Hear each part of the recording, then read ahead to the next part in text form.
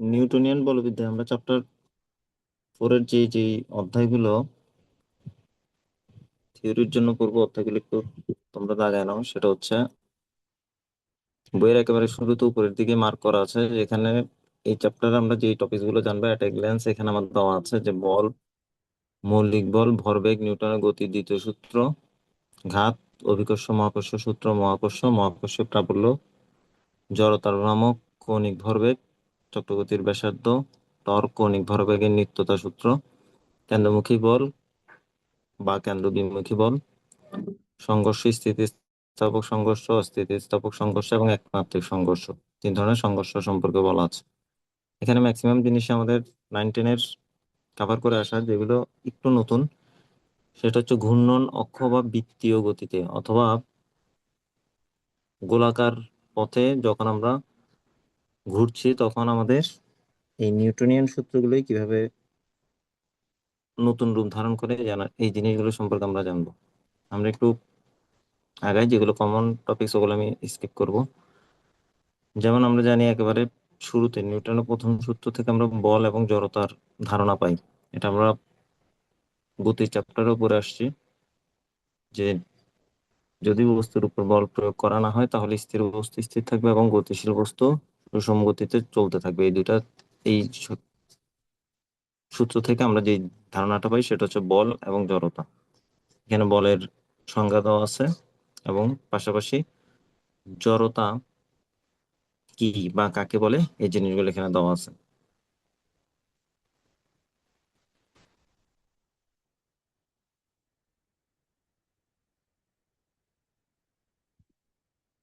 এরপর আমরা এই যে এখানে বল কাকে বলে একটা সংজ্ঞা আমরা দেখি, যা স্থির বস্তু বা জড়তার পরিবর্তন যেটা ঘটায়। যেমন যা স্থির বস্তুকে গতিশীল করে অথবা গতিশীল বস্তুকে স্থির করে, এটাই হচ্ছে জড়তা। এখানে একটা এমসিকিউতে বা ছোটখাটো কোশ্চেনে যেটা আসে, এই আমাদের বিভিন্ন একক পরিবর্তনের কিছু জিনিস আসে যেটা আমরা স্ক্রিনে এখন দেখি, যে ফুট, পাউন্ডাল অ্যান্ড আর্চ এর মধ্যে সম্পর্ক কি, দেন জুল অ্যান্ড আর্চ এর মধ্যে সম্পর্ক কি, দেন ফুট, পাউন্ডাল অ্যান্ড জুলের মধ্যে সম্পর্কটা কি। এটা জাস্ট আমরা একটু দেখে নিব, এটা এমসিকিউর জন্য মাঝে মধ্যে দরকার হয়। আমরা যে বল দেখি, বল কি কি বিষয়ের উপর বা কি কি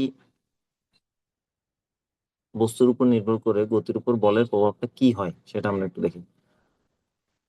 প্রযুক্ত বল কোনো স্থির বস্তুকে গতিশীল করে, আবার সেম গতিশীল বস্তুকে সে স্থির করে অথবা তার বেগটা হ্রাস করে।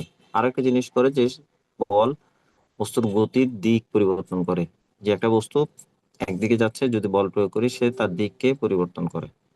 এখানে বলের মাত্রা দেওয়া আছে, এটা আমরা 9-10-এ পড়ে আসছি। বল is equal to mlt inverse two. Then আসি বলের 4টা প্রকার। এটাও নবম দশম শ্রেণীর বই ছিল। এখানে যে কাজটা করা লাগবে ছাত্রছাত্রীকে সেটা হচ্ছে এই যে 4টি বলের 4টা রূপ এখানে দেয়া আছে: মহাকর্ষীয় বল, তড়িৎচুম্বকীয় বল, সবল বল ও দুর্বল নিউক্লিয় বল। এই 4টার ক্ষেত্রে পড়ার ক্ষেত্রে আমি একটা জিনিস সবসময় সাজেস্ট করে থাকি, সেটা হচ্ছে এই 4টাকে অবশ্যই একটা পার্থক্য আকারে লিখে তাদের বৈশিষ্ট্যগুলো ওখানে লিখে ফেলা। তাহলে যেটা হয়, তাহলে এট এ গ্ল্যান্স আমরা 4টা বল সম্পর্কে ধারণা পাই। এটা অবশ্যই এমসিকিউ প্যাটার্নে পড়াটা বেটার। আমি সাজেস্ট করবো এটাকে আমরা এমসিকিউর জন্য একটা চার্ট করে পড়ে নিব। কিভাবে পড়বো আমি একটু ধারণা দিই। যেমন মহাকর্ষ বল যখন আমি পড়ি, এখানে এই প্যারাটার মধ্যে কোন কোন লাইনটা আমাদের ইম্পর্টেন্ট আমরা সেটা দাগাবো। মহাবিশ্বের যে কোনো দুটি বস্তু একে অপরের মধ্যে আকর্ষণ বল ক্রিয়া করে, এই আকর্ষণ বলকে মহাকর্ষ বল বলে। এটা আমরা সকলে জানি। এই বলের পরিমাণ ক্রিয়াশীল বস্তু দুটির ভরের গুণফলের সমানুপাতিক এবং দূরত্বের বর্গের ব্যস্তানুপাতিক। এটা মহাকর্ষ সূত্রটাই এখানে তুলে দেওয়া আছে। বিজ্ঞানীরা ধারণা করেন যে বস্তুদ্বয়ের মধ্যে এক প্রকার কণার পারস্পরিক বিনিময়ের কারণে এই মহাকর্ষীয় বল ক্রিয়াশীল হয়, এবং কণাটার নামটা হচ্ছে এখানের জন্য আমার সবচেয়ে ইম্পর্টেন্ট, সেটা হচ্ছে গ্র্যাভিটন। এখন আমি যখন চার পার্থক্য আকারে করবো আমরা দেখবো চারটাতে চার ধরনের কণার কথা বলা আছে, যেমন এই যে সবল নিউক্লিয় বলে আমরা মেসন কণার নামটা দেখি। তারপর দুর্বল নিউক্লিয় বলে এ ধরনের আমাকে কয়েকটা বই খুঁজে আমাদেরকে বের করতে হবে যে এখানে আমার যে কণাটা কাজ করে ওই কণার কাজ কোন কণার কারণে দুর্বল নিউক্লিয় বলটা আমরা পাই। যেমন এখানে একটা বলা আছে নিউট্রিনো, এক ধরনের কণা বহন করে, এটা হচ্ছে নিউট্রিনো। সো এটাকে আমরা টোটালি একটা চার্ট আকারে পড়বো। এবার এদের পাল্লা সম্পর্কে দেওয়া আছে, চার্টের মধ্যে আমরা চারটা বলের পাল্লা তুলে দেবো। এখানে একটা জিনিস বলা হচ্ছে যে এই বল সবল বা কার কথা, এটা দুর্বল নিউক্লিয় বল, এই বল সবল নিউক্লিয় বা তড়িৎচুম্বকীয় বলের তুলনায় দুর্বল। তাহলে এখানে একটা আমরা অর্ডার সাজাবো যে কোন বলটা সবচেয়ে শক্তি এবং কোন বলটা সবচেয়ে বেশি দুর্বল। তো এটা হোমওয়ার্ক থাকবে যে এই চারটা বল থেকে আমরা এমসিকিউ গুলোকে পড়ে পড়ে আলাদা করে নিই। নিউটনের গতির দ্বিতীয় সূত্র,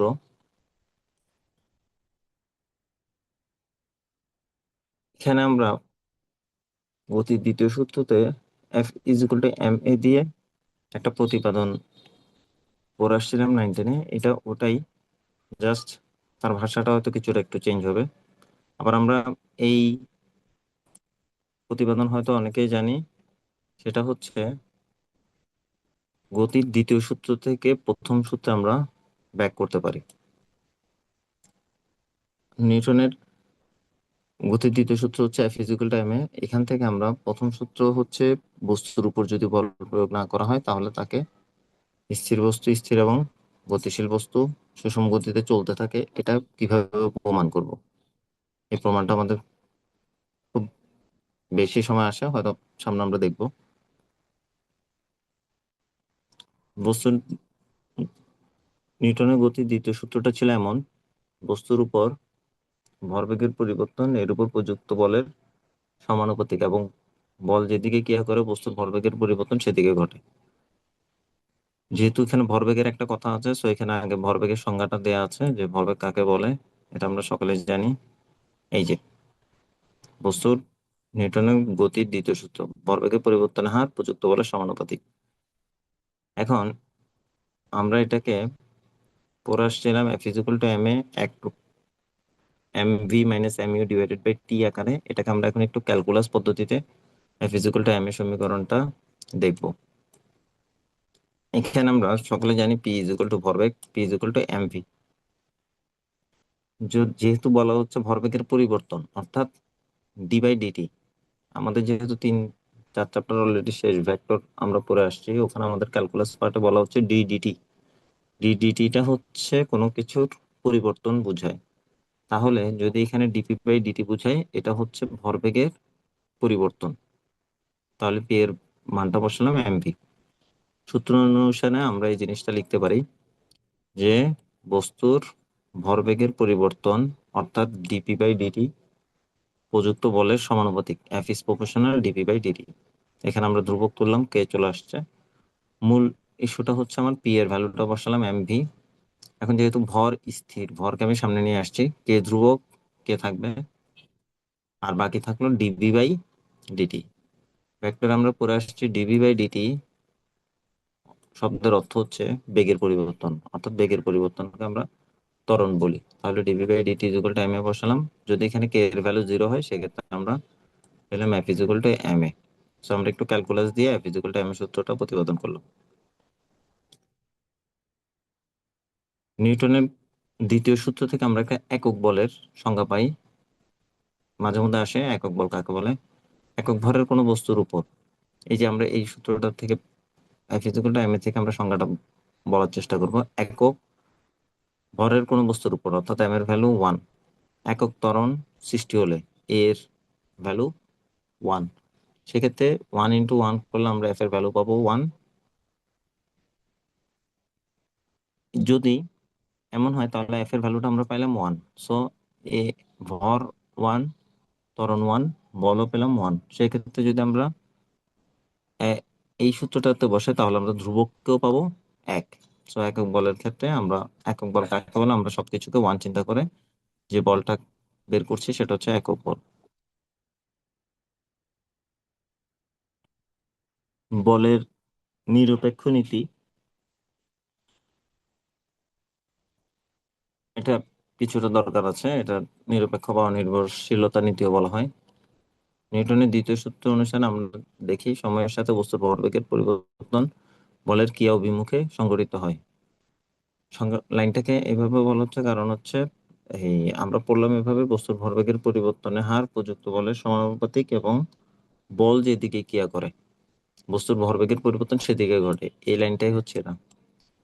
কাজে বলের ক্রিয়া অভিমুখে বস্তুতে ভরবেগের থাকবে, সময়ের সাথে শুধু পরিবর্তিত হবে। একাধিক বলের ক্ষেত্রে, এটা হচ্ছে একটা বস্তুর ক্ষেত্রে, যদি একাধিক বলের ক্ষেত্রে একের ক্রিয়া অন্যের দ্বারা প্রভাবিত না হয়, অর্থাৎ একটা বল আরেকটা বলকে প্রভাবিত করতে না পারে, বস্তুর উপর বলের ক্রিয়ার এই বৈশিষ্ট্যটাই হচ্ছে নিরপেক্ষ নীতি। ধরলাম যে আমরা যদি উদাহরণ দিই যে একটা ট্রাক, যার ভরবেগ বেশি, ট্রাকটা আগাচ্ছে, এই ছোট একটা প্লাস্টিকের বল এসে ট্রাকটাকে ধাক্কা দিল, তাতে কিন্তু খুব একটা পরিবর্তন হলো না, ট্রাকের গতিতেই বা অভিমুখেই যাচ্ছে। বলটা হয়তো, ছোট যে প্লাস্টিকের বলটা দিয়ে আমি চিন্তা করলাম যে ওকে সরাবো, সেটা কিন্তু চলে আসছে। কিন্তু জিনিসটা যদি আমি একটু অন্যভাবে চিন্তা করি, ছোট একটা প্লাস্টিকের গাড়ি আগাচ্ছে, আমি এক সাইড থেকে একটা ফুটবল দিয়ে গাড়িটাতে আঘাত করলাম, তাহলে সেক্ষেত্রে কি হবে? ফুটবল দ্বারা গাড়িটার ডিরেকশনটা চেঞ্জ হয়ে যাবে বা অন্যদিকে ছিটকে পড়বে। সো প্রথম উদাহরণ যেটা দিলাম সেটা তো হচ্ছে আমার, যেই বলটা দ্বারা ট্রাকটির গতিটাকে চেঞ্জ করতে পারলাম না, তাহলে তার গতিটা হচ্ছে নিরপেক্ষ নীতি বা বলের নিরপেক্ষ নীতির একটা উদাহরণ।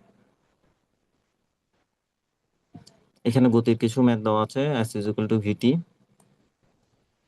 উদ্দীপক অনুসারে, then V is equal to U plus AT, F is equal to M A. এগুলো আমাদের 9-10 ম্যাথ, এগুলো অবশ্যই দেখবো। এখানে একটা জিনিস মেনশন করা হচ্ছে, সেটা হচ্ছে এই ম্যাথেরই যদি আমরা দ্বিতীয় পার্টটা দেখি, যেমন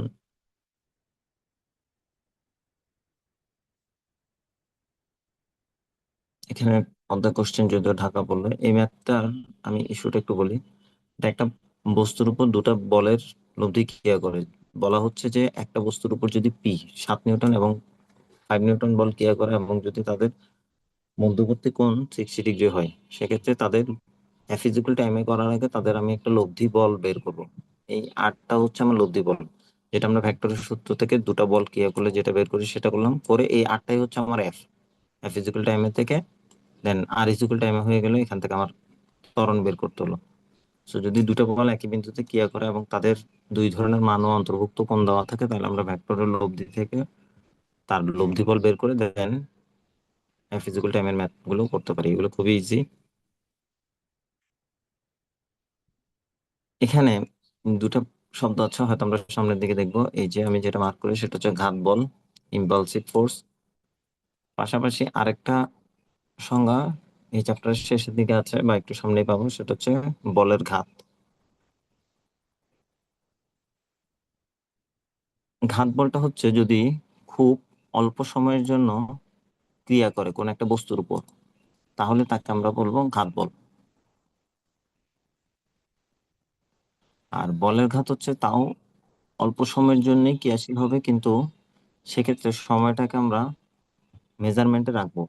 ঘাত বল আর বলের ঘাতের মধ্যে পার্থক্য একটা, ঘটনা একই ঘটে, একই ঘটনা থেকে আমরা যদি সময়কে বিবেচনা না করি তাহলে পাবো ঘাত বল, আর যদি সময়কে বিবেচনা করে সময় দ্বারা গুণ করি বলের সাথে, তাহলে সেটাকে পাবো বলের ঘাত। এটা সূত্র আছে, সামনে দেখাবো।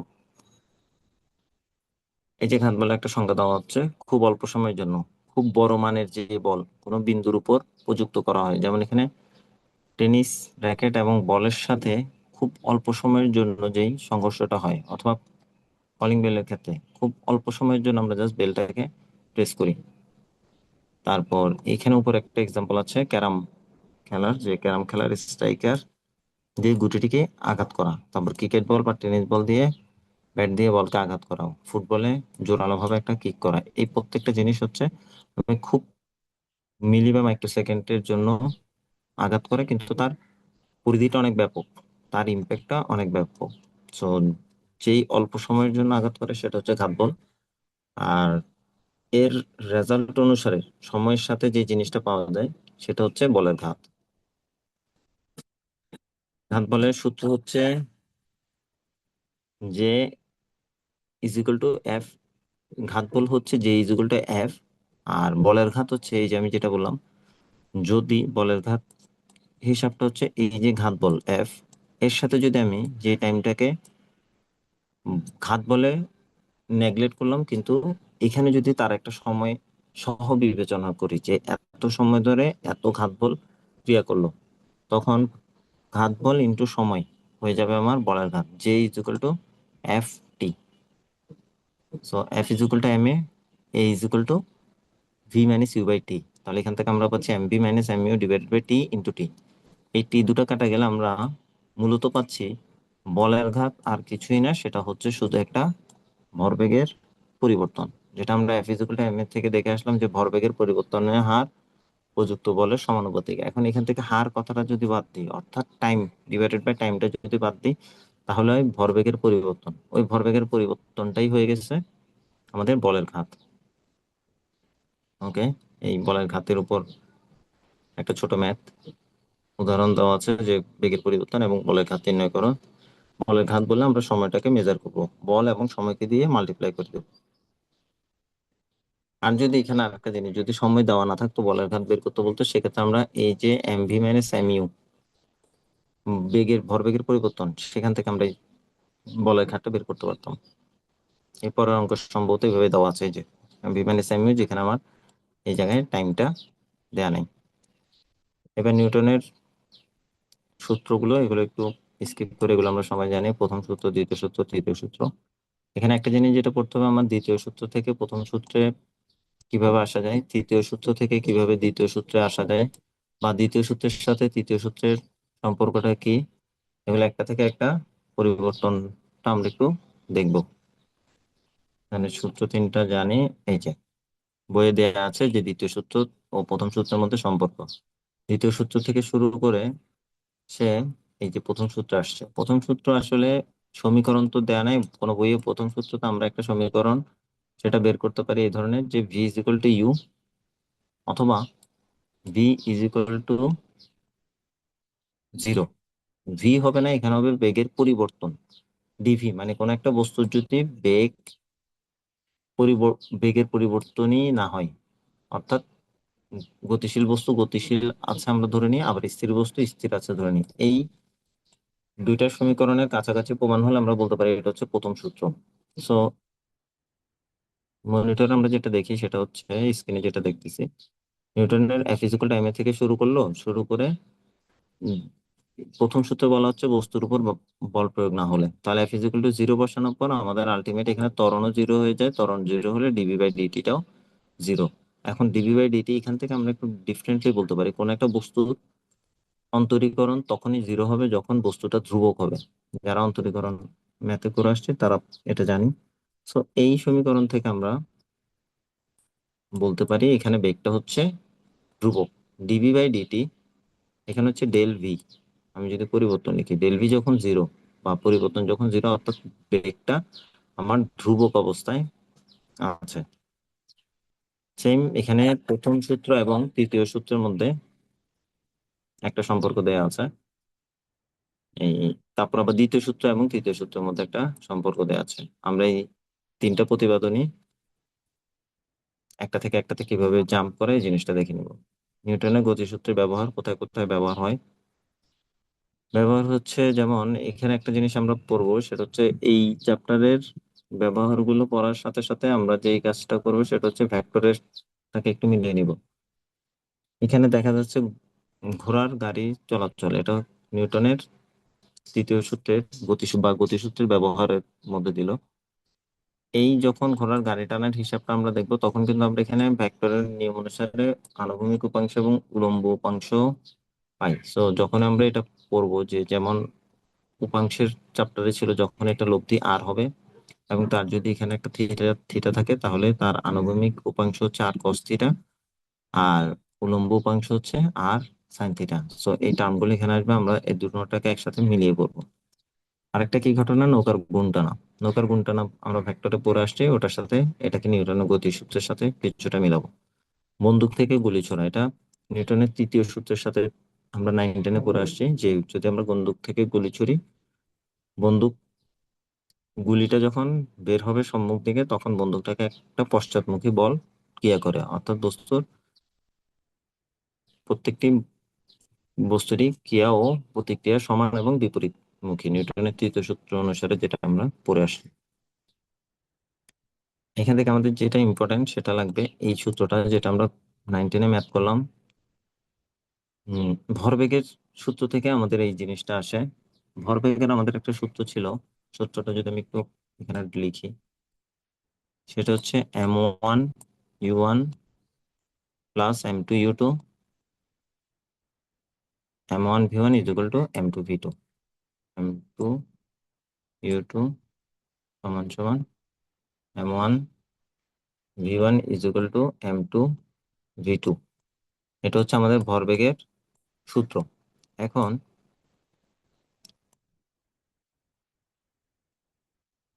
নিউটনের তৃতীয় সূত্র থেকে আমরা এই ভরবেগের সূত্রে আসি, আবার ভরবেগের সূত্র থেকে আমরা গুলির অঙ্কগুলো করি। সো এইগুলো প্রত্যেকটা একটা একটার সাথে রিলেটেড।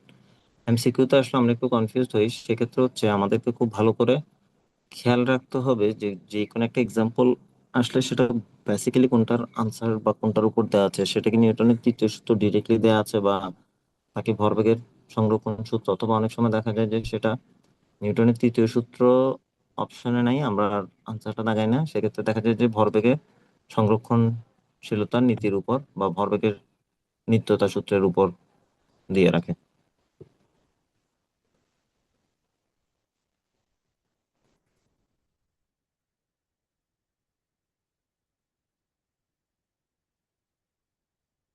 গুলির অঙ্কে আমরা যদি এখানে দেখি যে যখন বন্দুকটা ছোড়া হয়, এখনো ছোড়া হয়নি, যে স্থির অবস্থায়, তখন কিন্তু তার বন্দুক স্থির, গুলিও স্থির। এই m1 u1 m2 u2 পুরোটা জিরো। এই যে এখানে আমার যেটা ডান পাশে যে, এখন গুলিটা যদি, যেহেতু ছোট, এটা আমি ধরলাম স্মল এম, আর গুলির বেগও স্মল ভি। বন্দুক যেহেতু বড়, আমি ধরে নিলাম বন্দুকের এম ভরটা হচ্ছে ক্যাপিটাল এম, আর এই যে এখানে বেগটা হচ্ছে ক্যাপিটাল ভি। তাহলে যদি এই ধরনের হয়, সেক্ষেত্রে আমরা এই সমীকরণে বসাতে পাচ্ছি m v+m v=0। এখান থেকে আমি ইজিলি যেটা বের করতে দেয়, যদি বন্দুকের বেগ বের করতে দেয় তাহলে ক্যাপিটাল ভি বের করলাম, গুলির বেগ বের করতে দিলে স্মল ভি বের করলাম, বা যদি তাদের ভর বলে, একটা একটা করে ভর বের করে ফেলতে পারলাম। এখানে মাইনাসটা দ্বারা আমাদের পশ্চাৎমুখী বেগটাকে বোঝায়। এবার হচ্ছে মহাশূন্যযানে অভিযান। আমরা এটাও জানি যে যখন একটা রকেট চলে, তখন রকেটের জ্বালানি যখন নিচের দিকে বল ক্রিয়া করে, তখন রকেটটি উপরের দিকে ধাবিত হয়, অর্থাৎ তার ক্রিয়াশীল বল এবং প্রতিক্রিয়া দুটো দুদিকে এবং বিপরীতমুখী। সেটাও নিউটনের তৃতীয় সূত্র অনুসারে আমাদের কাজ করে, অথবা এটাকে ভরবেগের সংরক্ষণশীলতা নীতি অনুসারেও বলতে পারি। এইখানে একটা টপিক একটু ইম্পর্টেন্ট, সেটা হচ্ছে এই চ্যাপ্টারটাতে এই যে জ্বালানির, রকেটের জ্বালানি, এখানে কিছু ম্যাথ আসে। এটার ডিফারেন্স একটু বলি। আমাদের রকেটের একটা বেগ দেয়া আছে, এই হিসেবটাতে ধরলাম এই যখন রকেটটা উঠে, আমরা তো নর্মালি জানি ভর হচ্ছে স্থির,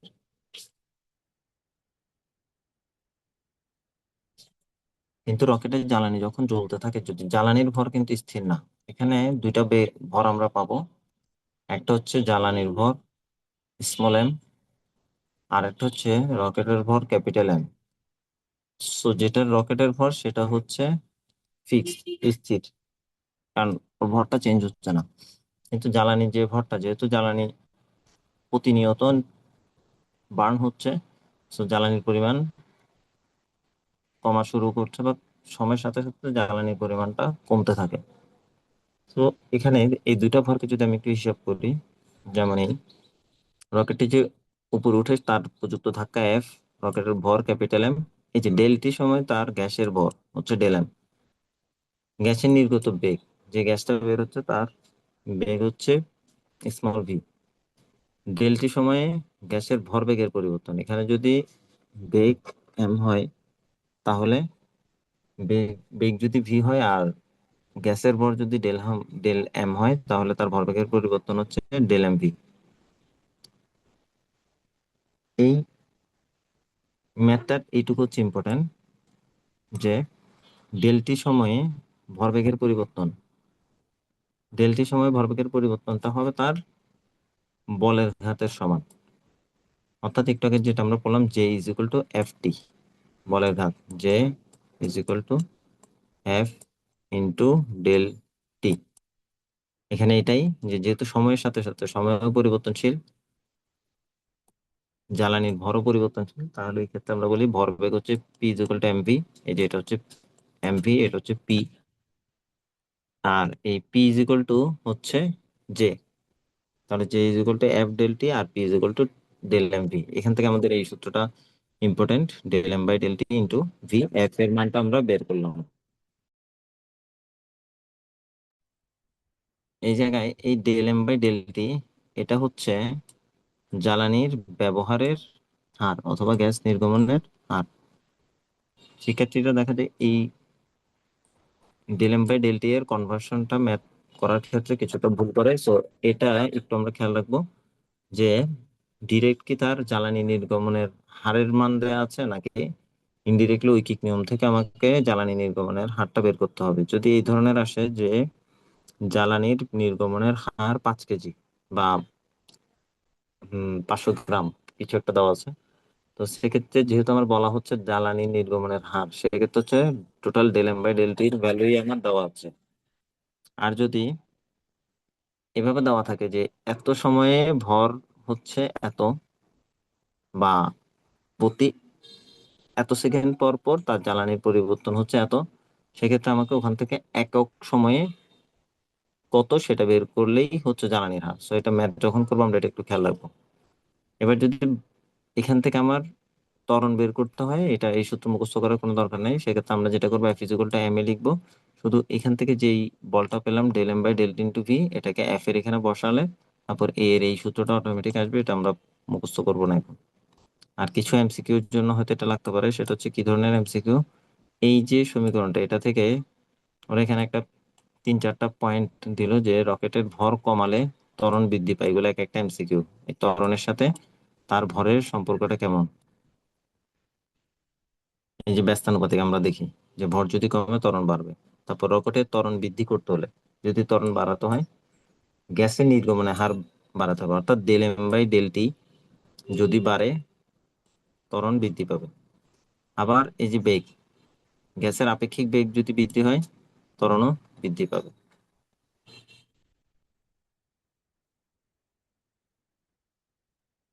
এবার আসি, এই যে এখানে ম্যাথ গুলো দেওয়া আছে, del M by del T, এগুলো ইম্পর্টেন্ট। এবার হচ্ছে নিউটনের গতি সূত্রের সীমাবদ্ধতাটা কোথায়। এখানে বেশ কয়েকটা পয়েন্ট দেওয়া আছে, আমরা একটু পড়ে নিব। আমি কয়েকটা বলি, যেমন নিউটনের যে সূত্রগুলো দেওয়া হচ্ছে সেটাতে আলোর বেগের কম বেগ নিয়ে যদি কোনো কিছু হয় সেটা সে মেজার করতে পারে, কিন্তু আলোর বেগের চেয়ে বেশি যদি কোনো বেগে বস্তু ধাবিত হয় সেক্ষেত্রে নিউটনের সূত্রটা গুলো খাটে না। সেক্ষেত্রে আমরা আইনস্টাইনের আপেক্ষিকতার সূত্রগুলোতে দিয়ে সলভ গুলো করার আগে ফিজিক্সের। দেন আবার একটা আছে যে স্থির কাঠামো, অর্থাৎ এক্স অক্ষ, ওয়াই অক্ষ, জেড অক্ষ, যেটা আমরা কাঠামো চিন্তা করি, ওটা যদি স্থির থাকে নিউটনের সূত্রগুলো দেখা যায় সাপোর্ট করে, কিন্তু সেটা যদি গতিশীল কাঠামো হয় সেক্ষেত্রে খাটে না। তারপর আবার দেয়া আছে যেমন ক্ষুদ্র বস্তুর ক্ষেত্রে নিউটনের সূত্রগুলো খাটে, কিন্তু এই বড় বা অথবা বড় বস্তুর ক্ষেত্রে আমরা নিউটনের সূত্রগুলো দেখলাম, আণুবীক্ষণিক বা ক্ষুদ্র বস্তুর ক্ষেত্রে কি হবে। তো এইভাবে 3-4টা পয়েন্টের সাথে দেখা যায় নিউটনের সূত্রগুলো, গতিসূত্রগুলো অ্যাপ্লাই করা যায় না। সো এগুলো আমরা একটু এখান থেকে পড়ে নেবো, সীমাবদ্ধতা কোথায় কোথায়। এখানে অনেক কিছু দেওয়া আছে নতুন বইগুলোতে। আরো ছোট করে দেওয়া, যেমন এখানে একটা জিনিস বলা হচ্ছে, অণু পরমাণু গতি বিশ্লেষণে নিউটনের বলবিদ্যা কার্যকর হয় না। ওই যে আমি যেটা বললাম যে গাড়ি চলছে, গাড়ির সাথে ধাক্কা খেলো, একটা বল যাচ্ছে, একটা ফুটবল যাচ্ছে, এগুলো তো দেখা যাচ্ছে, কিন্তু যদি অণু পরমাণুর ক্যালকুলেশন করা হয় সেক্ষেত্রে গিয়ে নিউটনের সূত্রটা খাটে না। আরেকটা জিনিস বললাম, যেটা আলোর বেগ, আলোর বেগের চেয়ে বেশি বেগে যদি হয় বা আলোর বেগের সমান হয়, সেক্ষেত্রে নিউটনের সূত্রগুলো অ্যাপ্লাই করা যায় না। সো তার কিছু সীমাবদ্ধতা আছে, আমরা বললাম। এখানে মহাকর্ষ চ্যাপ্টারের মতো কয়েকটা সংজ্ঞা আমাদের লাগবে। বল কাকে বলে, ক্ষেত্র কাকে বলে, প্রাবল্য কাকে বলে, এই জিনিসগুলো আমরা তড়িৎ, চুম্বক এবং মহাকর্ষ বা নিউটনের বলবিদ্যা একই ভাগ নিয়ে পড়বো। বল কাকে বলে অলরেডি আমরা জানি। ক্ষেত্র হচ্ছে কি, যদি মহাকর্ষের অনুসারে বলি তাহলে হচ্ছে, আমরা জানি মহাবিশ্বের দুটো বস্তু পরস্পরকে আকর্ষণ করে, তার এই আকর্ষণের রেঞ্জটা মহাকর্ষের ক্ষেত্রে হচ্ছে ইনফিনিটি। আর চুম্বক দিয়ে যদি বোঝায় যে দুইটা চুম্বক পরস্পরকে আকর্ষণ করে, তাহলে তাদের যে আকর্ষণের একটা রেঞ্জ আছে, যে আমি অনেক দূরে দূরে নিয়ে গেলাম, সে আকর্ষণ করতেই থাকবে, ব্যাপারটা তো এমন না। সো যেই রেঞ্জ পর্যন্ত বা যে দূরত্ব পর্যন্ত তার এই আকর্ষণ বিকর্ষণ বলের প্রভাবটা কার্যকর থাকে, সেটা হচ্ছে তার ক্ষেত্র। এই যেখানে মাইকেল ফ্যারাডের কিছু সংজ্ঞা দেওয়া আছে, যেহেতু তড়িৎ দিয়ে বোঝানোটা ইজি, তারা এটাই বলে দিল এখানে। যেমন ফ্যারাডের কথা অনুসারে এখানে সংজ্ঞাটা কি দেওয়া, কোন একটি চার্জের চারদিকে যে অঞ্চল জুড়ে, মানে যেটা যেটুকু এরিয়া তার প্রভাব বিস্তার করে, প্রভাব বলতে তার আকর্ষণ বিকর্ষণের মানটাকে বোঝায়। এখান থেকে আমরা তড়িতে একটা জিনিস পড়ে আসছে, এফ ইজিক্যাল টু কিউই।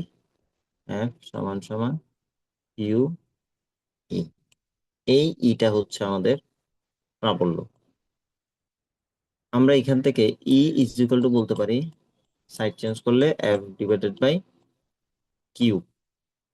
আমি একটা কথা বলে রাখি, শিক্ষার্থীদেরকে সবসময় বলি, তড়িতের ক্ষেত্রে যেটা কিউ, সেটাকে যদি আমরা এম দ্বারা রিপ্লেস করে দিই, is equal to F by M, তখনই সেটা মহাকর্ষের চ্যাপ্টারের সূত্র হয়ে যায়। আবার মহাকর্ষের সূত্র আর কুলম্বের সূত্র দেখলে আমরা জিনিসটা নোটিস করি। মহাকর্ষের সূত্র হচ্ছে F is equal to M one M two divided by D square. কুলম্বের সূত্র আমরা দেখি F is equal to Q one Q two divided by R square অথবা ডি স্কোয়ার। তাহলে ভরের জায়গায় শুধু আধান দিয়ে রিপ্লেস করে দিলে কয়েকটা সূত্র আমার মহাকর্ষ আর তড়িতের সূত্র সেম। এই যে এটা হচ্ছে এফ ইজিক্যাল টু কিউই থেকে, যেটা আমি এখানে দেখালাম, এফ বাই এম, যেটা আমার তড়িতে ছিল এফ বাই কিউ। তো এই রিলেশনটা এখানে দেখালো। এবার আসি রৈখিক ভরবেগের নিত্যতার সূত্র, এটা অলরেডি বলে ফেলছি।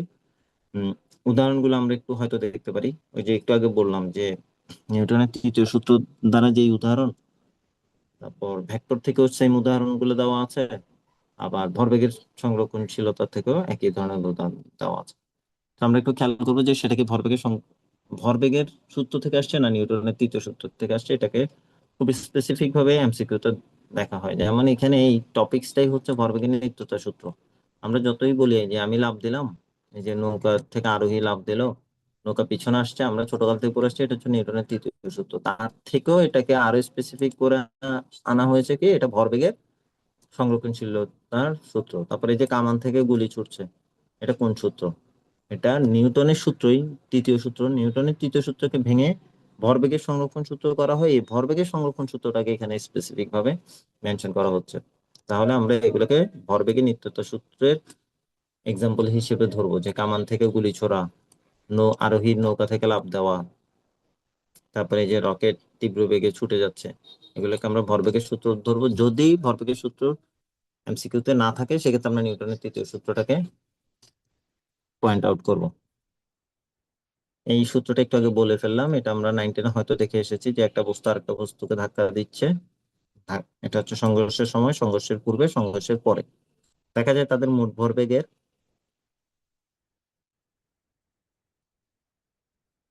খুব একটা পরিবর্তন হয় না, অর্থাৎ তাদের ভরবেগের ধাক্কার পূর্বে এবং ধাক্কার পরবর্তীতে ভরবেগের নিত্যতা সংরক্ষণশীলতা মেনে চলে M1 U1 equal to M2 V2। যেহেতু প্রতিপাদন আসছে না, প্রতিপাদন আমরা একটু সময় বেশি দিলাম না, এটা আমরা সবাই জানি। এটা একটু আগে বলার ক্ষেত্রে বলে ফেললাম। এটা ম্যাথ গুলো দেখবে, এটার গুলি আর বন্দুকের ম্যাথ গুলো সবচেয়ে বেশি আসে, যে বন্দুকটা কেন পিছনে যাচ্ছে বা লাফ দিল তার পশ্চাৎ বেগটা কত। এই যে বুলেট দিয়ে একটা পাখিকে আঘাত করা হচ্ছে, তাহলে M1U1 M2U2 ম্যাথটা দিয়ে আমরা করে ফেলবো। তৃতীয় সূত্র ভরবেগের নিত্যতা, এই যে তৃতীয় সূত্রের সাথে ভরবেগের সূত্রের রিলেশনটা এখানে দেখানো হচ্ছে। এই ক্রিয়াজনিত বলের ঘাত, প্রতিক্রিয়াজনিত বলের ঘাত, এটা কিছুই না, এটা হচ্ছে ক্রিয়া ও প্রতিক্রিয়া। আমরা নিউটনের তৃতীয় সূত্র থেকে কি পড়লাম? নিউটনের তৃতীয় সূত্রটি ছিল F1 is equal two F2 minus F2। এই F1 is equal to minus F2, এটাকে এখানে লেখা হচ্ছে F1 is equal to minus R, একটা লব্ধি ধরালো বিপরীত। এদের সাথে যদি আমি টি গুণ করে দিই, এফ এর সাথে যদি টি গুণ করে দিই তাহলে হয়ে গেছে বলের ঘাত। আবার আর এর সাথে যদি আমি একটা টি গুণ করে দিই তাহলেও হয়ে গেছে বলের ঘাত। তাহলে এটা যদি আমি ক্রিয়াশীল বল বলি, এটাকে বলবো প্রতিক্রিয়াশীল বা বিপরীতমুখী বল। তো F into T is equal to minus R into T, অর্থাৎ ক্রিয়াজনিত বলের ঘাত ইজ ইকুয়াল টু মাইনাস প্রতিক্রিয়াজনিত বলের ঘাত। এই বলের ঘাত বা ক্রিয়া প্রতিক্রিয়া রিলেটেড কিছু উদাহরণ দেওয়া আছে, এটা এমসিকিউতে ইম্পর্টেন্ট, এর নতুন বই হয়তো সবগুলো নাই। টেবিলের উপরে বইটা থাকা, এটা কিভাবে এক্সাম্পলটা আমরা ব্যাখ্যা করবো, এখানে আনসার দেওয়া আছে। বন্দুক থেকে গুলি ছোড়া কি ঘটে? নৌকা থেকে লাফ দাও, ওই যে ভরবেগের নিত্যতা সূত্রটাই। টাইমটাকে টাইমটাকে সহ মেজার করে তার বলের ঘাতে কনভার্ট করে আনলো। তারপর পায়ে হাঁটা, এই পায়ে হাঁটা নিয়ে শিক্ষার্থীরা খুব বেশি ধরনের কনফিউশনে থাকে, সেটা হচ্ছে তারা কোন চ্যাপ্টারের আলোকে কোশ্চেনটা করবে। সো এটা আমরা সিকিউর সি এবং ডি কে খেয়াল করবো, যদি দেখি সেটা ভেক্টর থেকে আসে তাহলে সেটা উপাংশ দিয়ে ব্যাখ্যা করবো। এখানে কিন্তু আমার উপাংশ পুরোটাই ভাঙা আছে, যে উলম্ব উপাংশ আর সাইন থিটা, অনুভূমিক উপাংশ আর কস থিটা, লব্ধি একটা অ্যাঙ্গেল করে তাকে প্রতিক্রিয়া ভাবে ধাক্কা দিচ্ছে। সো এই লব্ধি যেহেতু একটা অ্যাঙ্গেলে তাকে ধাক্কা দেয়, সেক্ষেত্রে তার কি এই আনুভূমিক উপাংশ কি কাজ করে, উলম্ব উপাংশ কি কাজ করে, এই জিনিসটা এখানে আছে। সো আমার ভেক্টর এবং নিউটনীয় চাপটা সবগুলোকে মিক্স করে আমি প্রতিক্রিয়া, ক্রিয়া সবকিছু মিলেই আমরা একটা আনসার দেওয়ার চেষ্টা করব। এটা এই চ্যাপ্টারে হলো আমরা মাথায় রাখবো যে এটা ভেক্টরের উপাংশকে অবশ্যই অবশ্যই টাচ করবে। এখানে ভরবেগের নিত্যতা সূত্র, যেটা আমরা M1 M2 M1U1 plus M2U2 M1V1 M2V2 যেটা প্রতিপাদন করলাম, সেটা ক্যালকুলাসের ভাষায় প্রমাণ করলো। যেমন আমরা শুরুতে দেখলাম F is equal to M, আমরা ছোটবেলায় প্রমাণ করে আসছি, ওটা কিন্তু এখানে ক্যালকুলাসের মাধ্যমে, মানে এই ডিডিটি দ্বারা বা অন্তরীকরণ দ্বারা প্রমাণ করলাম। সেম জিনিসটা এখানে আমার প্রমাণ করলো।